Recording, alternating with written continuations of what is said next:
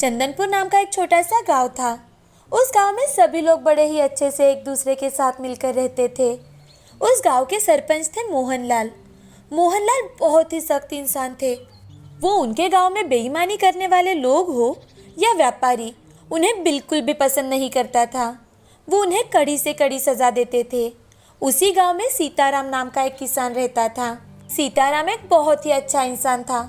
वो अपनी खेती के साथ साथ अनाज बेचने का काम भी करता था। उसके परिवार में उसकी पत्नी सुमन और 2 बच्चे मीना और चंदू थे। सीताराम हमेशा सुबह जल्दी उठता था और उसके घर में काम करने वाले रामू काका से खेती की सारी जानकारी लेता था और उन्हें आज क्या करना है ये सारी बातें बताकर अपनी दुकान चला जाता था। एक दिन सीताराम का बेटा चंदू सीताराम के दुकान पर आता है और सीताराम से, बाबा, माँ ने कुछ चावल और दाल मंगाई है। अरे बेटे, कल ही तो मैंने घर पर बहुत सारा सामान भेज दिया था, इतने जल्दी कैसे खत्म हो गया? चलो कोई बात नहीं, ये ले जाओ। सीताराम की अनाज की दुकान घर के पास में ही थी, तो चंदू और मीना बार बार कुछ न कुछ काम से टाइम पास करने के लिए दुकान पर आ जाते थे। बाबा, माँ ने आज कुछ सामान मंगवाया है। नहीं नहीं बाबा, माँ ने तो आज बहुत सारा सामान मंगवाया है। अरे लगता है तुम्हारी माँ तो पूरी दुकान ऐसे ही खाली करके छोड़ेगी। कल चावल, आज कुछ और। सारा सामान घर पर ही इस्तेमाल कर लोगे तो मैं ग्राहकों को क्या बेचूंगा? ये लो सामान और अब जल्दी घर जाओ। और बाबा, मम्मी ने कहा है कि शाम को आते वक्त 1 किलो मिठाई लेकर आना, और नहीं लाए तो समझ लेना कि आज आपको खाना ही नहीं मिलेगा। हाँ हाँ, जाओ निकलो यहाँ से। बिल्कुल अपनी माँ की तरह होते जा रहे हैं दोनों के दोनों। सीताराम की दुकान अच्छी खासी चलती थी। वो अपनी पत्नी और बच्चों के साथ खुशहाल जीवन बिता रहा था, लेकिन उसके खुशहाल परिवार को संग्राम की नज़र लग गई। संग्राम गांव में अपने परिवार के साथ नया नया रहने आया था। शहर की नौकरी छूटने के बाद वो अपने माँ पिताजी की बात मानकर गांव में आया था और वो गांव में कोई नया बिजनेस शुरू करना चाहता था। इस गांव में तो मिठाई की 4-5 दुकानें हैं और बर्तन की भी 3-4 दुकानें हैं, कपड़ों की भी दुकान है। क्या किया जाए? अरे हाँ, यहाँ तो अनाज की सिर्फ एक ही दुकान है। मुझे अनाज की ही दुकान खोलनी चाहिए। संग्राम ने जल्दी ही अपनी अनाज की दुकान खोली, लेकिन उसके दुकान पर कोई अनाज खरीदने के लिए नहीं जा रहा था। सब सीताराम के दुकान पर ही अनाज खरीदने जाते थे। अरे, अब दिवाली जैसा त्योहार आने वाला है और मेरी दुकान से कोई अनाज ही नहीं खरीद रहा। सबसे पहले तो मुझे इस सीताराम के बच्चे को मेरे रास्ते से हटाना होगा। पता नहीं लोगों पर इसने क्या जादू किया है, सबके सब उसी की दुकान में जाते हैं। कोई भी आदमी मुझसे अनाज नहीं खरीदना चाहता। मुझे अब ऐसा कुछ करना होगा ताकि ये जल्द से जल्द गांव छोड़कर भाग जाए। एक दिन देर रात के समय सीताराम अपनी दुकान बंद कर घर जाने लगता है कि तभी संग्राम भेष बदलकर सीताराम की दुकान के पास आता है और सीताराम से, अरे सीताराम जी, आप ही है ना भाई? मैं पड़ोस के गांव से आया हूँ। मैंने तुम्हारे दुकान के सामान के बड़े चर्चे सुने हैं। अब मेरी बेटी की अगले महीने शादी है तो मुझे ढेर सारा अनाज लगेगा। अच्छे दाम लगा कर देना भाई। आपको सारा सामान जरूर मिल जाएगा भाई साहब। और हाँ, आपने बिल्कुल सही सुना है। हमारे गांव में किसी का भी विवाह हो या कुछ प्रोग्राम, सारा अनाज हमारे ही दुकान से जाता है। संग्राम सीताराम से बहुत सारा अनाज खरीदने की ऑर्डर देता है और कुछ पैसे भी एडवांस देकर अपने घर चला जाता है। इधर सीताराम को इतनी बड़ी ऑर्डर मिली है, इसी कारण वो बहुत खुश था। लेकिन अब उसे कुछ अनाज खरीदना था, तो सीताराम अपने घर से सारे पैसे लेकर बाकी का अनाज खरीद लेता है। इधर संग्राम सीताराम पर नजर लगाकर ही था। जैसे ही सीताराम सारा अनाज अपने दुकान में लेकर रख देता है, संग्राम उसी रात सीताराम की दुकान को आग लगा देता है। दुकान को आग लगी देखकर कुछ लोग सीताराम के घर भागते हुए जाते हैं और एक आदमी सीताराम का दरवाजा खटखटाते हुए, अरे सीताराम भाई, जल्दी बाहर आओ, जल्दी बाहर आओ भाई, आपके दुकान को आग लग गई है। उस आदमी की बात सुनकर तुरंत ही सीताराम दौड़ते हुए बाहर आता है और उस आदमी के साथ दुकान की ओर जाता है। वहां जाकर देखता है तो पूरी दुकान जलकर राख हो चुकी थी। सामने अपनी दुकान को जलता देखकर सीताराम चक्कर आकर नीचे गिर जाता है। वहाँ के लोग सीताराम को तुरंत ही शहर के अस्पताल में लेकर जाते हैं। डॉक्टर सीताराम को देखकर उनके साथ आए लोगों को बताते हैं, अरे इन्हें तो दिल का दौरा पड़ा है, हमें इनका तुरंत ऑपरेशन करना होगा, नहीं तो इनकी जान को खतरा है। आप इनके घर वालों को जल्द ही बता दीजिए। तभी वहाँ सीताराम की पत्नी सुमन अस्पताल में आती है। सीताराम के साथ वाले लोग डॉक्टर ने बताई सारी बात सुमन को बताते हैं। सुमन डॉक्टर के पास जाकर, डॉक्टर साहब आप तुरंत ही इनका ऑपरेशन कर दीजिए, मैं पैसों का बंदोबस्त कर दूंगी। डॉक्टर साहब बस आप इनकी जान बचा लीजिए। डॉक्टर सुमन की बात सुनकर सीताराम का ऑपरेशन करने के लिए चले जाते हैं। सुमन अब सीताराम के साथ आए लोगों के साथ थिएटर के बाहर भगवान का नाम लेते हुए बैठ जाती है।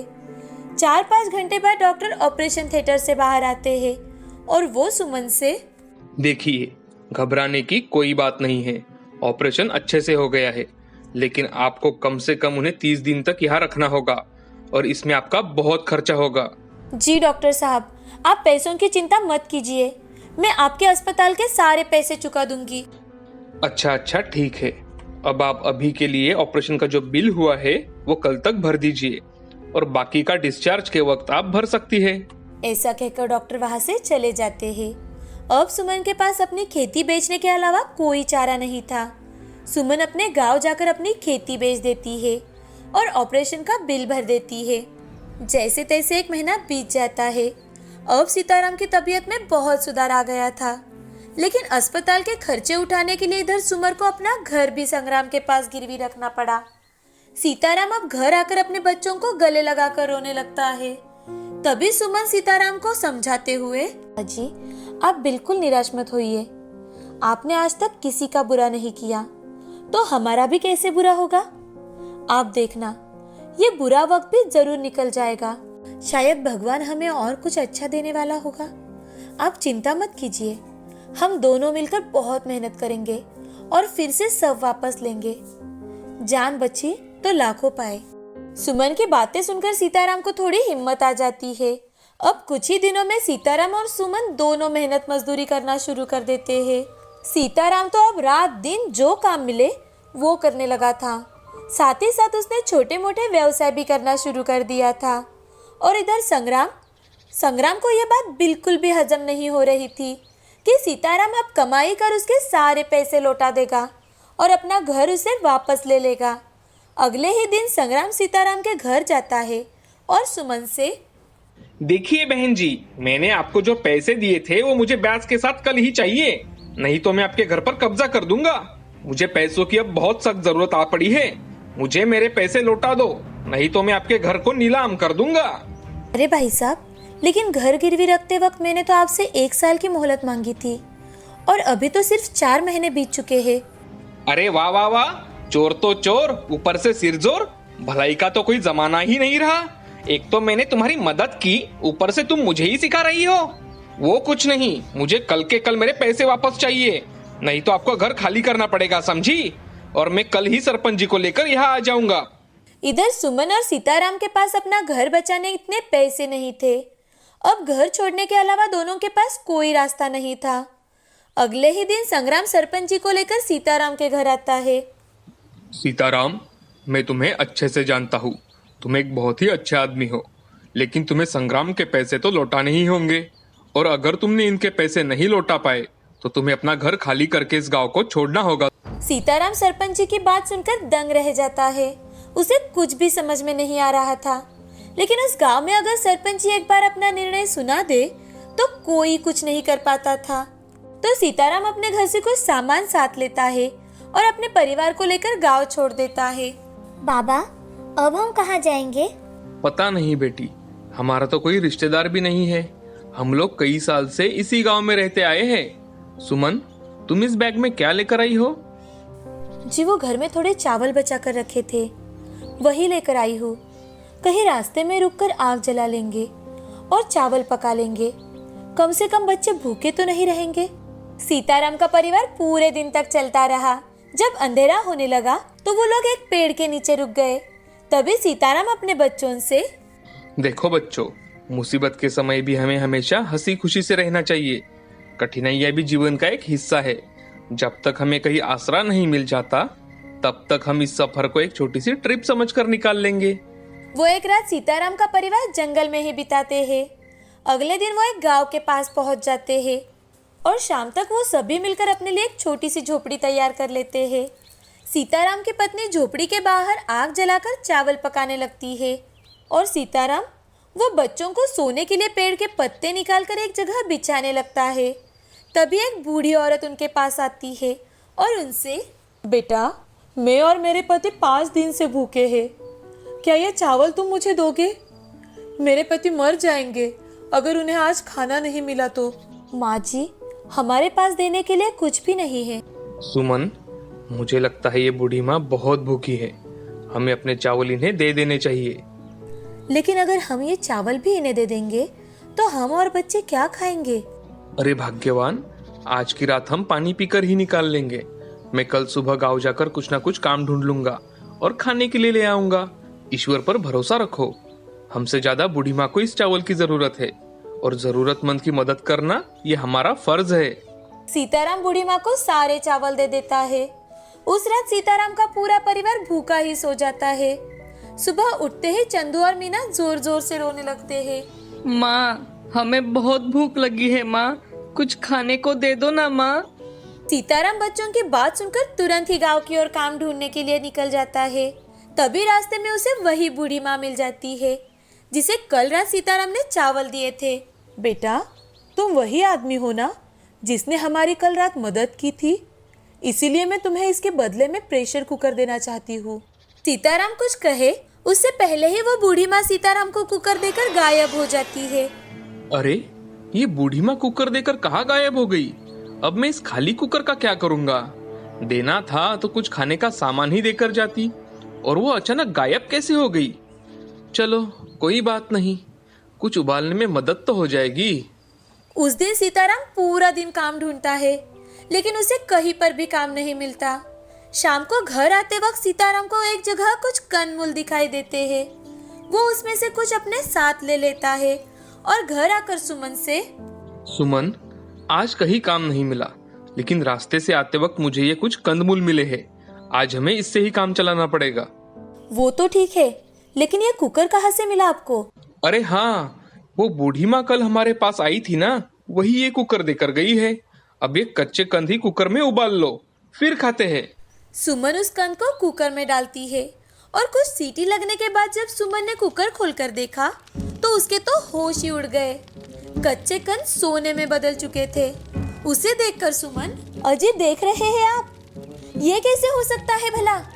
सीताराम सुमन को कुकर में और कुछ चीजें उबालने के लिए देता है और देखने के लिए कहता है। जो भी कुकर में डालकर उबाला जाता वो सोने में बदल जाता। ये सब देखकर सीताराम और सुमन बहुत खुश हो जाते हैं। सीताराम उसमें से कुछ सोना बेच देता है। सीताराम का परिवार पड़ोस के गांव में जाकर रहने लगता है और सोना देने वाले कुकर की मदद से वो उस गांव में जमीन खरीद लेता है और फिर उसी गांव में एक अनाज की दुकान भी खोल लेता है। साथ ही साथ सीताराम उस गांव के गरीब लोगों की भी मदद करता है। सीताराम उस जादुई कुकर का इस्तेमाल सिर्फ जरूरत आने पर ही करता था। अब सीताराम का नाम दूर दूर तक लोग लेने लगे थे। सीताराम के दरिया दिली की हर तरफ चर्चा थी। सीताराम के पड़ोस में भुवन नाम का एक आदमी रहता था जो संग्राम का रिश्तेदार था। एक दिन संग्राम कुछ काम से भुवन के घर आता है। तभी भुवन संग्राम से, अरे संग्राम भाई, आज बहुत दिनों बाद कैसे आना हुआ? घर पे सब कुशल मंगल तो है ना? हाँ हाँ भुवन भाई, सब कुछ कुशल मंगल है। व्यापार के सिलसिले से यहाँ गुजर रहा था तो सोचा आपसे मिलता चलूं। अरे बहुत अच्छा किया, आओ कुछ देर आराम करो। तभी संग्राम की नजर भुवन के पड़ोस में एक बड़े से घर पर पड़ती है और संग्राम भुवन से, अरे भुवन भाई, आपके पड़ोस में कोई बड़े व्यापारी रहने आए हैं क्या? बहुत ही आलीशान घर बनाया है। अरे हाँ संग्राम भाई, वो व्यापारी तो है ही, साथ में बहुत ही नेक इंसान भी है। सबकी मदद कर देते हैं हमारे सीताराम भाई। हमें भी कई बार उन्होंने सहायता की है। बड़े अच्छे दिल के इंसान हैं। हमें तो अपने आप को खुशनसीब समझते हैं कि सीताराम भाई जैसे पड़ोसी हमें मिले हैं। संग्राम सीताराम का नाम सुनकर चौंक जाता है और भुवन से, क्या वो पहले से ही तुम्हारे गांव में रहते हैं? अरे नहीं, बस यही कुछ 2 साल हुए हैं उन्हें यहाँ आकर। क्यों, क्या बात है संग्राम भाई? अरे नहीं नहीं, मैंने तो ऐसे ही पूछ लिया। थोड़ी ही देर में सीताराम अपने घर आता है। सीताराम को देखकर संग्राम आग बबूला हो जाता है और मन में सोचने लगता है, अरे ये सीताराम ने 2 साल में इतने सारे पैसे कैसे कमाए होंगे? मैंने तो उसे गांव से भिखारी बनाकर छोड़ दिया था, फिर ये अचानक इतना अमीर कैसे बन गया? जरूर दाल में कुछ काला है, मुझे असलियत का पता लगाना ही होगा।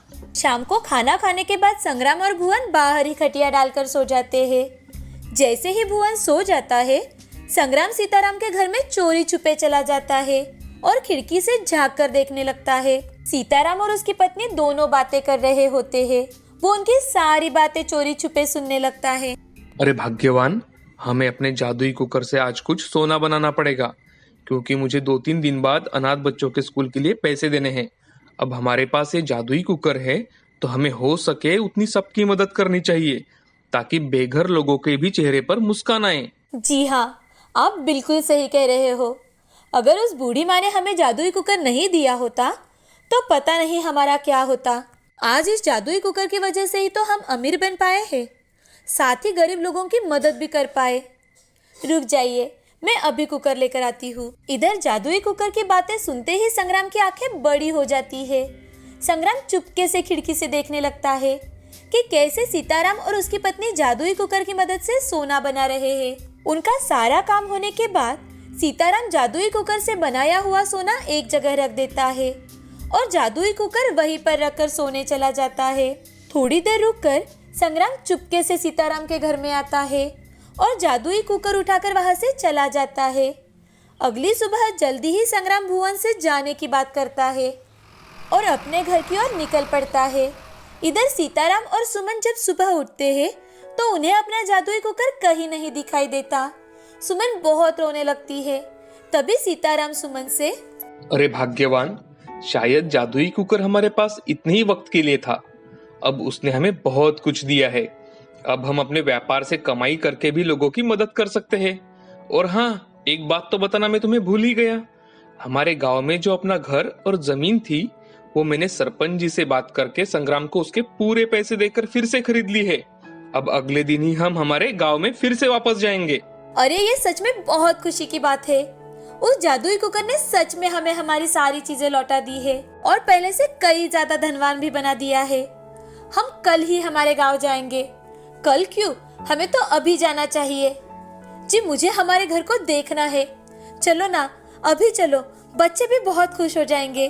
अच्छा, ठीक है बाबा, तुम कुछ सामान बांधो, मैं जाने का प्रबंध करता हूँ। इधर संग्राम भी बहुत खुश था। वो अपने घर खुशी खुशी लौट आता है और जादुई कुकर में कुछ चावल डालकर उन्हें उबालने रखता है और सीटी होने की राह देखता है। वो जादुई कुकर से सोना निकालने के लिए बहुत ही ज्यादा उत्साहित था। उसके मन में बहुत लालच आ गया था। अरे कब होगी इसकी सीटी? हो जा, जल्दी से हो जा। अब मैं बहुत बड़ा आदमी बनने वाला हूँ, सबसे बड़ा अमीर आदमी। थोड़ी ही देर में सरपंच जी संग्राम के घर के बाहर आते हैं और संग्राम को आवाज लगाते हैं। उनकी आवाज सुनकर संग्राम घर के बाहर आता है और सरपंच जी से, अरे क्या हुआ सरपंच जी, क्यों इतनी जोर जोर से आवाज लगा रहे हो? अरे संग्राम, सीताराम की घर की जो चाबियां है वही लेने आया हूँ। सीताराम अब फिर से यही रहने वाला है। उसने तो तुम्हें तुम्हारे पूरे पैसे देकर फिर से घर खरीद लिया है ना। चलो वो चाबियां मुझे दे दो। अच्छा ठीक है, अभी ला कर देता हूँ। बुढ़ाऊ, तुझे क्या पता, अब उसके पास जादुई कुकर नहीं रहा, अब तो उसे गांव में आना ही था। संग्राम घर के अंदर जाता है और चाबियां लेकर घर के बाहर सरपंच जी के पास जाता है। तभी कुकर का बहुत बड़ा विस्फोट हो जाता है और संग्राम का पूरा घर नष्ट हो जाता है। ये सब देखकर संग्राम रोने लगता है। अरे रे, ये क्या हो गया मेरे साथ? मेरा तो सब कुछ तहस नहस हो गया। मैंने जैसे ही सीताराम के साथ किया था, आज भगवान ने मेरे साथ वैसे ही कर दिया। अब तो मेरे पास कुछ भी नहीं बचा, मैं तो बर्बाद हो गया। मेरा लालच ही मुझे ले डूबा है। सरपंच जी उसकी सारी बातें सुन लेते हैं। उसने ही सीताराम की अनाज की दुकान को आग लगाई थी और उसके साथ सौदा भी उसी ने किया था। ये सारी बातें सुनकर सरपंच जी और गांव के लोगों ने संग्राम को गांव से बेदखल कर दिया और सीताराम को बड़े सम्मान के साथ गांव में स्वागत किया। इस कहानी से हमें जो एक कहावत है वो सच होती दिखाई देती है दोस्तों, कि बुरी नियत वाले तेरा मुंह काला, जो बिल्कुल सही कही गई है।